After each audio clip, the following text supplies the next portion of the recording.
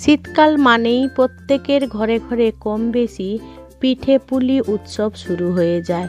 সবাই কম বেশি পিঠে পুলি বানিয়ে থাকেন। বন্ধুরা, আপনারা তো অনেক রকম চিতই পিঠে খেয়েছেন। আমি আজকে দুধ চিতই নিয়ে হাজির হয়ে গেছি।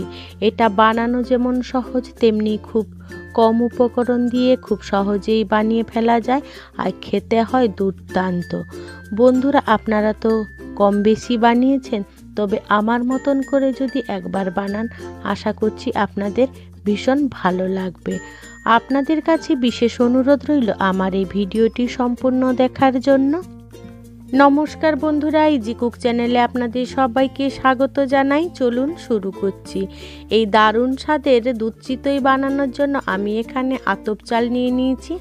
চালটা অবশ্য আপনাদের পরিমাণ অনুযায়ী আপনারা নিয়ে নেবেন। আমিও আমার পরিমাণ অনুযায়ী নিয়ে নিয়েছি। আর এটাকে আমি 3 থেকে 4 ঘন্টার মতন ভিজিয়ে রেখেছিলাম। তারপরে ভালো করে ধুয়ে পরিষ্কার করে আমি এটাকে জল পাল্টে পাল্টে ধুয়ে নিয়ে জল ঝরিয়ে রেখে দিয়েছিলাম। এবারে সমস্ত জল ঝরে গেলে আমি একটা মিক্সার গ্রাইন্ডার জার নিয়ে নিয়েছি। তার মধ্যে অল্প অল্প চাল দিয়ে আমি চালের গুঁড়ো বানিয়ে নেব। দেখুন, ঠিক আমাদের এইভাবে গুঁড়োটা বানিয়ে নিতে হবে। এই চাল গুঁড়ো করার সময় আমি কিন্তু কোনো রকম জল ব্যবহার করিনি। তবে এই চাল গুঁড়োটা হয়ে গেলে আমি চালুনি দিয়ে এটাকে চেলে নিয়েছিলাম, যাতে এই চালের গুঁড়োর মধ্যে গোটা চাল না থাকে, তার জন্য।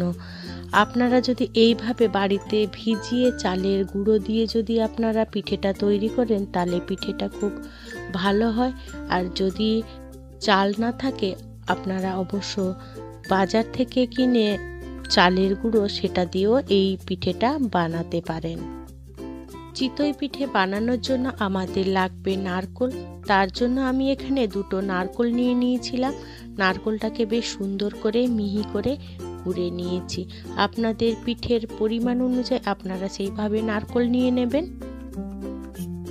এবারে আমি গরম জল করে নিয়েছি, অর্থাৎ আমাদের ঈষদুষ্ণ গরম জল করে নিতে হবে, যেটা আমাদের হাত সহ্য করার মতন টেম্পারেচার থাকে, সেইভাবে আমাদের গরম জলটা নিয়ে নিতে হবে।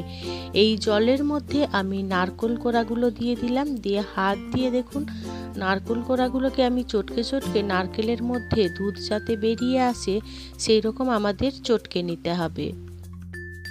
এবারে ওই জলের মধ্যে আমি অল্প অল্প চালের গুঁড়ো দিয়ে দেবো। দিয়ে আমি এবারে হাত দিয়ে এটাকে ভালো করে মাখতে থাকবো, অর্থাৎ আমাদের একটা ব্যাটার তৈরি করে নিতে হবে।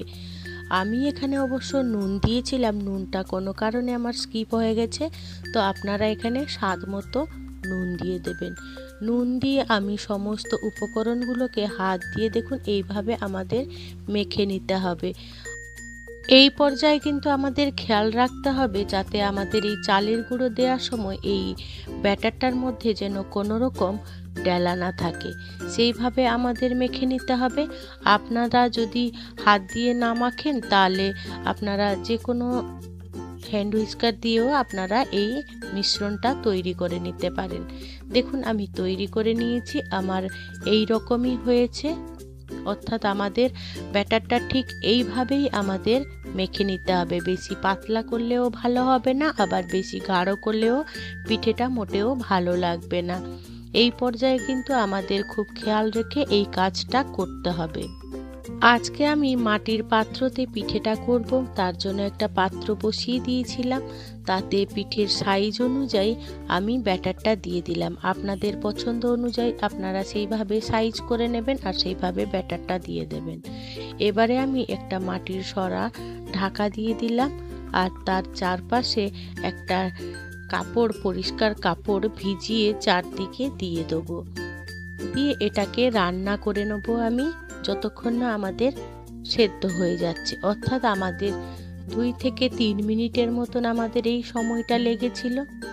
আমার এই রেসিপিটি যদি কোনো বন্ধু ফেসবুক থেকে দেখে থাকেন, তাহলে আমার পেজটিকে লাইক ও ফলো করে দেওয়ার জন্য অনুরোধ করছি। এবারে ওই কাপড়টাকে, অর্থাৎ ভিজে কাপড়টাকে এইরকম খুন্তি দিয়ে আমি একটু চেপে চেপে দিলাম, যাতে ভেতরের ভেপারটা বাইরে না বেরিয়ে আসে। তার জন্য এই প্রসেসটা আমাদের করতে হবে। এবারে ভিজে কাপড় দিলে কি হয়, পাশে সাইড দিয়ে কোনো ভেপারি বেরোবে না, আমাদের পিঠেটা পারফেক্টলি সেদ্ধ হবে, অর্থাৎ রান্না হয়ে যাবে। আমার এই রেসিপিটি যদি কোনো বন্ধু ইউটিউব থেকে দেখে থাকেন, তাহলে আমার এই ক্ষুদ্র চ্যানেলটিকে সাবস্ক্রাইব করে আমার পাশে থাকার জন্য অনুরোধ করছি।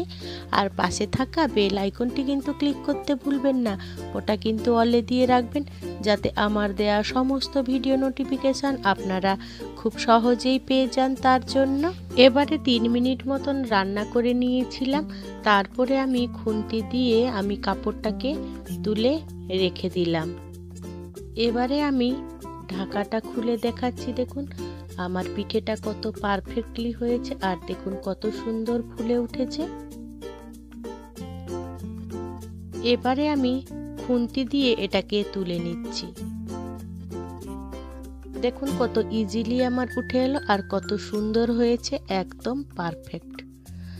আপনারা কে কে এই চিতই পিঠে ভালোবাসেন সেটা কিন্তু আমাকে কমেন্টে জানাতে ভুলবেন না। দেখুন কত সুন্দর হয়েছে, একেবারে গরম গরম। আমি এটাকে ভেঙে দেখাচ্ছি। দেখুন কত সুন্দর জালিদার হয়েছে। বন্ধুরা, আপনারা যদি এই পদ্ধতিগুলো ফলো করেন, তাহলে খুব সহজে এই রকম দারুণ স্বাদের চিতই পিঠা খুব সহজেই বানিয়ে ফেলতে পারবেন। একই পদ্ধতি ফলো করে আমি সমস্ত পিঠেগুলো আমি বানিয়ে নিয়েছিলাম। বন্ধুরা, আপনাদের কোন পিঠেটা সব থেকে বেশি ফেভারিট সেটা কিন্তু আমাকে কমেন্টে জানাতে একেবারেই ভুলবেন না। দুধ চিতই বানানোর জন্য আমি আগে প্রথমে চিতই পিঠেগুলো সমস্ত রেডি করে নিলাম।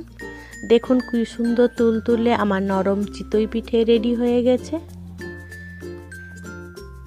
একদম তুলতুলে।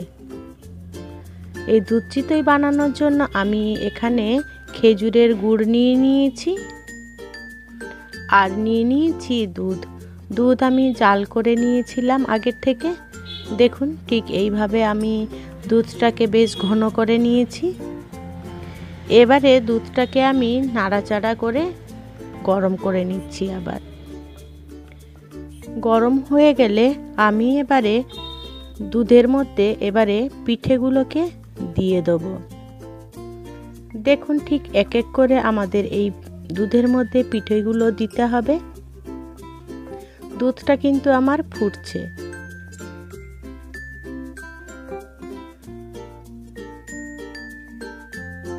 এইভাবে ফুটন্ত দুধের মধ্যে আমি চিতই পিঠেগুলো দিয়ে দিলাম।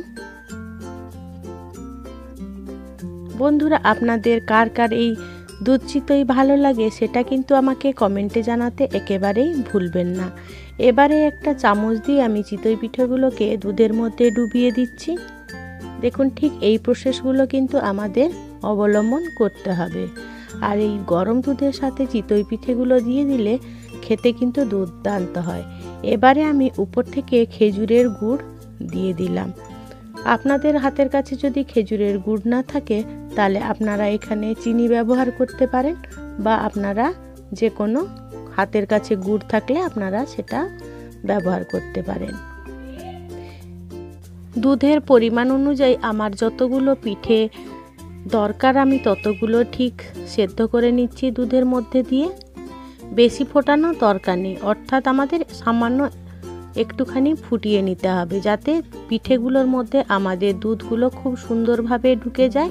ততক্ষণ অবধি আমাদের এইটাকে দিতে হবে, অর্থাৎ আমাদের গরম দুধের মধ্যে দিয়ে দিলেই হবে।